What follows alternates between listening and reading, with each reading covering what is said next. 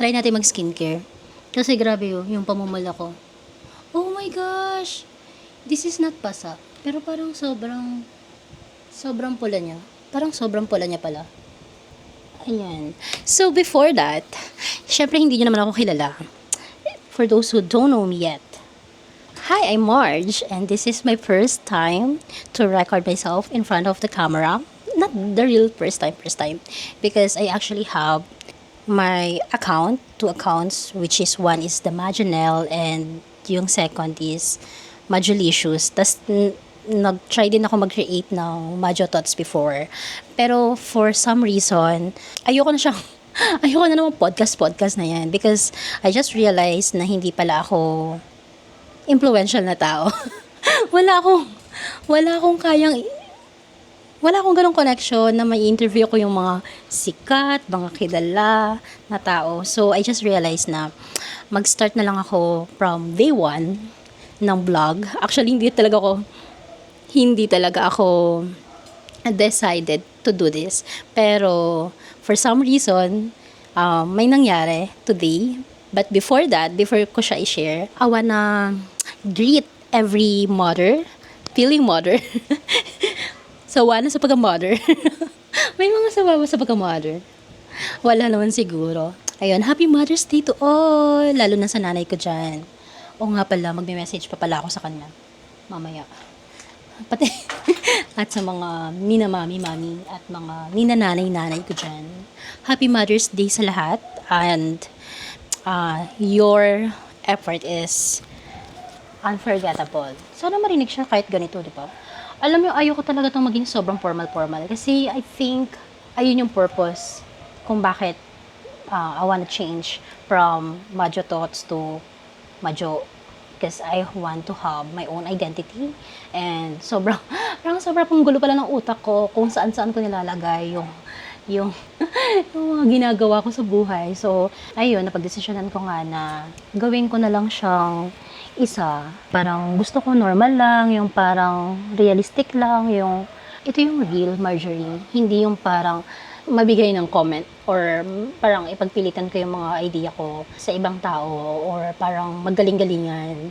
Kaya gusto ko na i-abandon yung podcast at yung account ko ng Majo Thoughts. And I decided na I want to show to other people, this is Marge. This is how I overcome everything. And this is who I am every day. Thanks to Uday, I decided to record na my first video vlog. Shout out! Ang first followers, hindi. Ang first supporters, wow.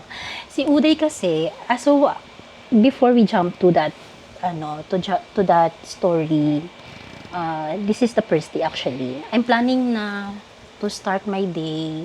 Hindi ko lang sigurado kung kailan ako mag-start ng day 1. Because I wanna do it as much as possible. Kung kaya ko ng daily vlogs. But kung hindi ko kaya, I don't know. Kung anong kaya natin, sige, wag natin ipagpilitan kasi baka masyado nating i-push. Tapos, mental health naman natin yung mag-suffer, gano'n. So, sasabay natin ng skincare yan. Habang nagkukwento ako. Kaya, thanks to Uday, na-meet ko siya kanina. I met her sa mini Carinderia. I'm not sure kung Carinderia ba yun or a little resto. But, you can check the Uday in Amadeo. And because of her, this is actually because of Uday. Nagre-record ako ngayon dahil dahil sa kanya. So, this is my day 1 of Road to Healing. Road to Healing. Day 1. Dahil kay Uday, ito na yung first day ng Road to Healing. Road to Healing. Approve ba? Tingin mo, day 1. Approve to day 1. Road to Healing. Oh my gosh, ang ingay ng front load. Ayan. Yung front load kasi yung maingay. So, why vlog? Why vlog? Pwede ba yun? Why vlog? Why vlog? Road to Healing. Day 1. Ang arty. Ang arty. I'm not used to looking in front of the camera and speak or talk like this. Kasi parang baliw lang ako kausap. Pero, thank you, Uday, because of you, I decided na to record myself in front of this camera. And, hi, tatry lang natin. 'Di ba? Malay mo. Alam mo ba yun? Sa TikTok yun eh. Tatry lang natin. If mag-workout, malay mo. 'Di ba? Ganun. And the purpose of this video and vlogging and content under ni Majo is I simply want to share something to the world. 'Di ba? Dun sa mga nakakakilala sa akin, I shared naman din for many years na since 2011 pa talaga ako, hindi pa uso yung mga vlogger noon. Sa US pa lang yung mga nagbablog noon. Parang pinagbablog na ako ni God. Pero, yeah, you know, I'm so hesitant to do it because I think baka ano-ano lang gawin ko. Baka maaga lang ako mabuntis, baka magkalat lang ako. And hindi ganda si girl, hindi confident si girl na ganda siya. Na para bang there's nothing in me that I can be confident to do this. Hindi naman sasabi mo. Ayaw mo na nga siya. Sobrang busy siya. Wala siyang pakialam sa akin. So, ayun.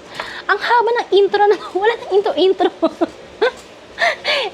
By the way, this is not actually a podcast because, you know, I wanna make it natural. You know, pag nakita ko to or napanood ko to sa future, at least, hindi ko masasabi ng sarili ko na, arte naman ito, ang fake naman ito, this girl, ang sinungaling naman this girl. So, yun. So, going back, mapapanood nyo dito sa vlog na to, yung mga pinaggagawa namin sa araw na to, not actually lahat, kasi binidyohan yung paglilinis ng kwarto, ng pag-grocery overall, and the other stuff, syempre, alam nga na, magpakita ko pa yung naliligo ako, di ba? Pero hindi, natatawa sa sariling salita. Madagdag din pala ako, no? Oh my gosh. 3 hours. Kuha nga akong water. 3 hours daw yung dire-diretso kong kwento. Tapos sobrang namumula ako. Hindi ko alam, wala akong nilagay na kung ano, walang anything skincare pa or foundation. Kaya kitang-kita yung, freckles ko dyan. Kaya kitang-kita yan. Wag na, hindi ganda si girl. Kaya okay lang, tanggap ko naman. Kaya unahan ko na yung mga basher dyan, naysayers. Tanggap ko. It's okay. Sabi ko nga doon kanina I think I won't cut that video para makita nyo ng buo kung ano yung conversation namin. Going back, I thank God for this day sa buhay ni Uday. I'm not sure kung ayun talaga yung literal na name niya. Na Uday ba talaga yung name niya? Kasi, tinanong ko lang, who's Uday? Then sabi niya, siya daw si Uday. Diba? Tama. Ang sobrang sweet ng bata na yun. For some reason, kinikilig ako sa bata na yon. Actually, before kasi, undecided si girl kung gusto niya ba talaga itong gawin or not. Undecided ako. Because, parang redundant na may account ako na luto-luto. Tapos, may account ako na kami ng asawa ko. Tapos, may account ako na podcast. So, parang, but the podcast, parang ayoko na kasi siyang gawin. As much as possible, I want to be honest to the people around me, or to anybody na pwede makapanood ng video ko, kung ano ba talaga yung totoong, what's really happening to day-to-day basis. I hope maka-influence ako sa tamang paraan, hindi sa mali. Ano yung ganun? Kasi ang hirap naman mag-podcast na parang dunung-dunungan ka and magbibigay ka ng advice sa iba. I don't have any bad comments to dun sa mga nagpo-podcast. Sadyang hindi lang talaga ako ma-influential na tao. Wala akong perang ganong kalaki to invite people to ask them questions and 'di ba? Gamitin ko sila para sa podcast ko, or even I myself being that good enough, or parang nagkaroon ako ng masteral para para masabi ko na, oh, I'm good at it, so you could listen to me in this podcast. Ayoko ng ganun. I want my account to have an identity, which is the real me, Majo. O, yung, I don't know kung ano pwede nyo makita. Let's see. This is not just trouble podcast, food trip, anything. So, let's see kung saan tayo dadalhin.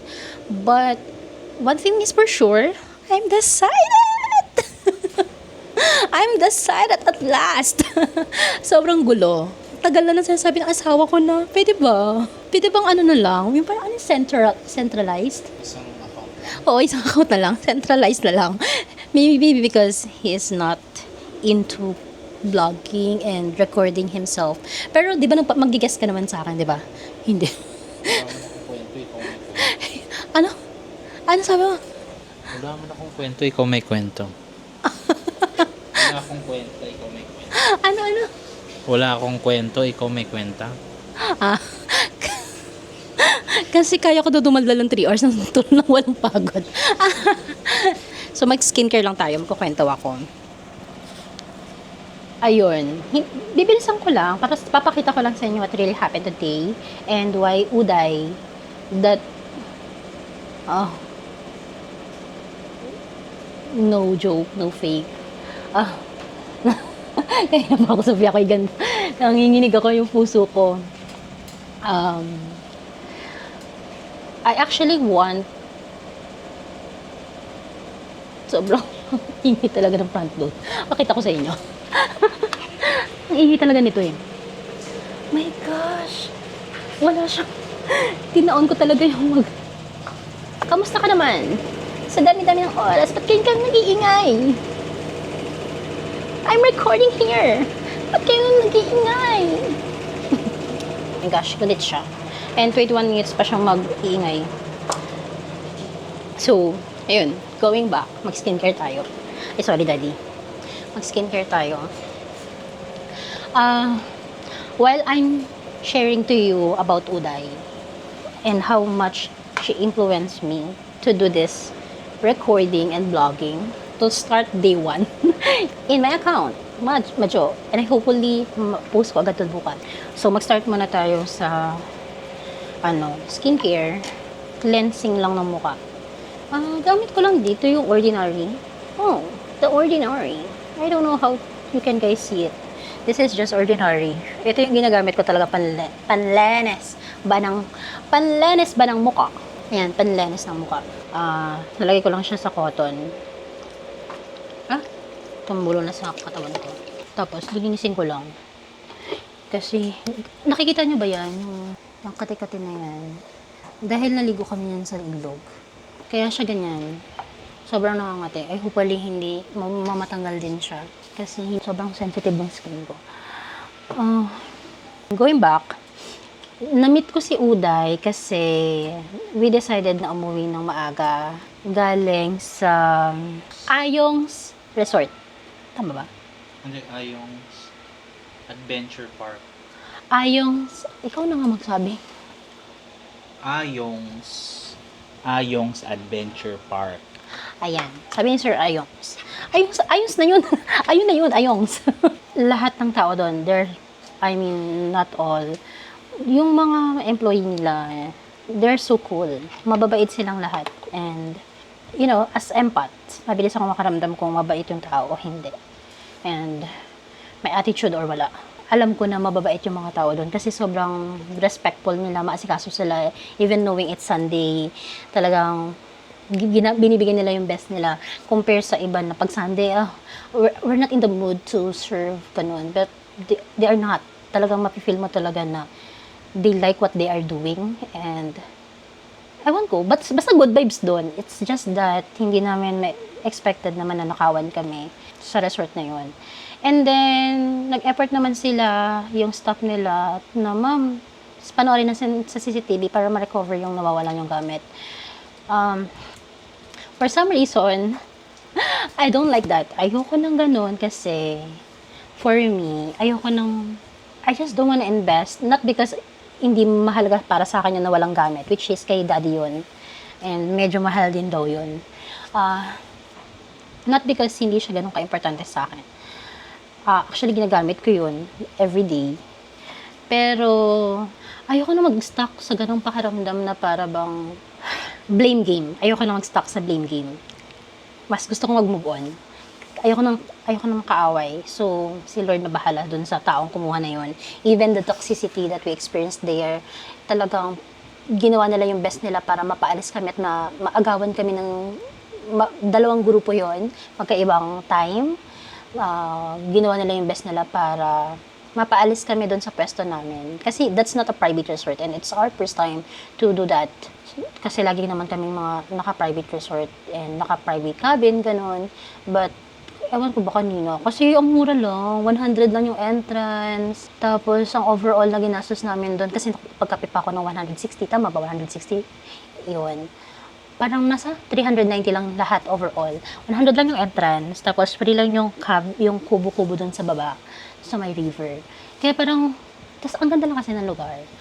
Even though alam naman namin na medyo maraming tao, hindi ko alam bakit ba napagdesisyonan ko.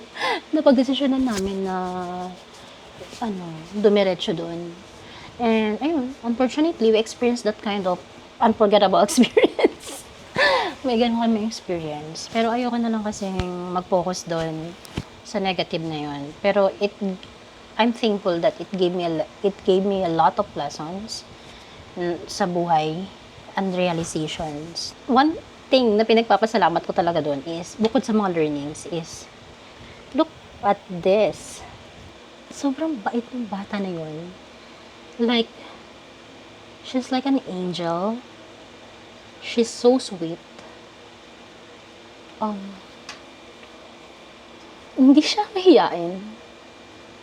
Kung matanda yung gumawa nun, baka isipin ko na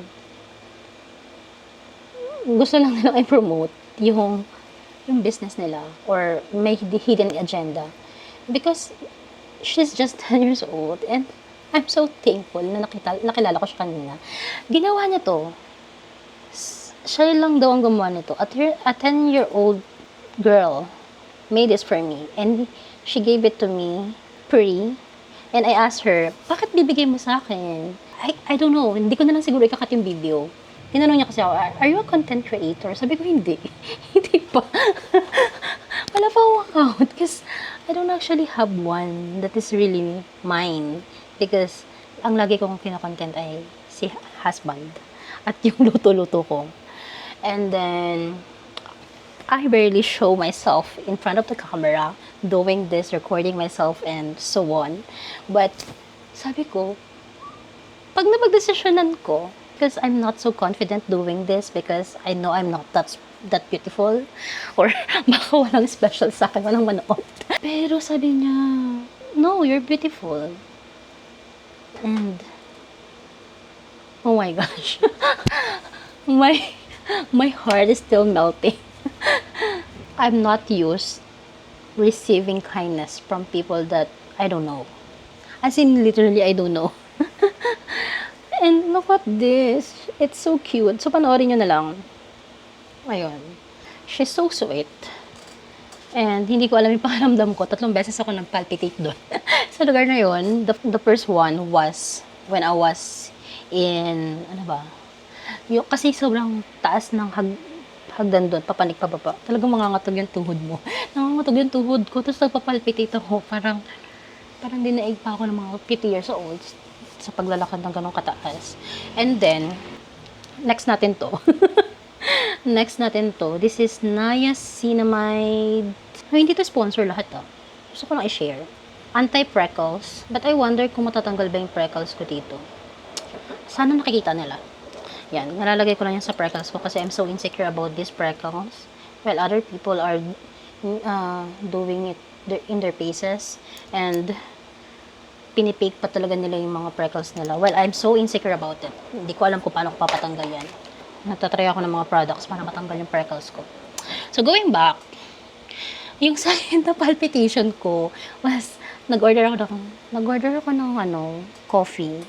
And, masarap yung kape, pero dahil wala naman kaming literal na kinain bukod sa tinapay at chichiria, tasty na may peanut butter, ayun yung nag-cause ng palpitation sa akin. Yung third was when, yung right? Oh my gosh, I'm not so mindful of the names. Hindi yan matalas ang memory ko. Patuyuin lang natin siya. Siya yung last. Kasi hindi ako sanay na nakakatanggap ng beautiful remarks or hindi ako sanay na ginagawa na ako ng mabuti. I'm not used to kindness. Sobrang ewan ko, bihira ako siguro kung makatanggap ng kindness mula sa ibang tao. Kaya, gano'n na lang din yung reaction ko. nakakaiyak. Pinipigilan ko umiyak sa biyahe. Kasi, hindi, hindi ko makapaniwala. May ganun. Yung parang, dahil, alam mo yun, sa bata kasi parang hindi mo kailangan. Hindi kanya kailangan makilala. It doesn't matter what kind of past you had. And, kung masamang tao ka, mabuting tao ka, influencer ka, sikat ka, hindi, they don't care. They don't really care. And somehow, we just need that kind of kindness from a kiddo or from children, and to remind us who we are and to make us feel better again in ourselves. Oh, ang daming alam. Ako nang basher ng sarili ko. Ayun, ang daming alam. So, promise ko sa'yo, babalikan kita. And ako naman yung magdadala ng something. So, ayun, hopefully, ang haba na. So, hopefully, this will be, magtuloy-tuloy na to. I hope this will be the very, very fresh start for me to keep going into this vlogging. I don't mind kung may manood o wala. I just wanna do this for me, hindi para sa mga taong, wag na tayo mag-focus sa kanila. Mag-focus tayo sa positive. Positive. Positive. Arty? Arty. So, next natin. Uy, alam mo, ang ganda nito. Hindi ko alam kung may panggabi ba nito. For night care, night skincare, but I really like this. My skin, kinda sumaarte. Parang, it always demand moisturizers. Moisturizer. Wait lang, charge. Uy, 9%. Dati hindi po siya nag-charge. I don't know why. I think nag-charge naman siya. Tingin nyo ba may makakatsaga sa kaartian ko? Ako lang masasabi, unahan ko na kayo. Natural pa. Yeah. Ito talaga yun. Tignan natin kung anong personality naman yung mapakita ko kinabukasan. Sure. Ayun. So, thank you. You're just a little kinda cutie angel. And then, dahil sobrang haba na, maglalagay na tayo nito. Ayan. Alam niyo, hindi ko talaga alam kung bakit kailangan ko mag-podcast or kailangan ko mag-vlog. But I wanna do this for myself because I wanna influence people, and maybe for those people who might need it in the future. Hindi ko alam kung sino kayo, pero I hope makita niyo ako somewhere dyan sa internet. Makita niyo ako sa internet and makaambag ako. Diba? Hindi ko alam kung saan ako dadalhin. And I don't wanna plan too much about it or kung ano yung mga kailangan kong gawin. I just let God, not the universe, it's God, to bring me where I should go. Kasi, kung saan niya ako dadalhin, bahala na siya. Pero mag-start na ako. Kasi nga, may makukuha ba silang maganda dito? Ayun lang naman yung concern ko. Ayoko na rin mag-edit ng sobra or magpanggap. What you see is what you get. That's me. Ganun lang yun. Kung ayaw nyo, you can skip. But let's not focus on the negativity, because road to healing, diba? Whatever that is. Past childhood experiences, molestation, any kind of trauma, sexual abuse, bullying, anything, or even the scars that we have in our faces or in our body, diba? Let's heal from that. And road to healing, day 1. May date na kaya? Tingin mo ba, ang date ko ay bukas? Or Oo naman. Daily vlog na, di ba? ay, paano kung hindi ko mapanindigan ng daily vlogs? Daily weekly vlogs. O kung kailan na lang. At least, ang bilang ay kung kailan ako nag-record. Ayun na yun. Diba? Patawarin nyo na. May mga priority din tayo kung na kailangang unahin minsan. So, whoever who you are na ma-reach nitong video na to. Guys, thank you. If you invest your time to watch this, thank you so much in advance. I don't know. Let's see what will happen in the next coming vlogs. Tingnan natin. Kung mag-work, okay lang. Hindi basta ang goal lang ay let's live and heal. Bye-bye! Daddy, ano masasabi mo? This is day 1 of my daily vlogs. Panindigan mo yan. Bakit parang galit? Oo. Galit. Hindi, may conviction lang. Pero lagi ka pa rin gasa kahit hindi na ito yung marginal. Maginelli. Ano lang. Yes, bye-bye! Artie? Ayun talaga ako, sorry. Baka bukas naman boyish ako.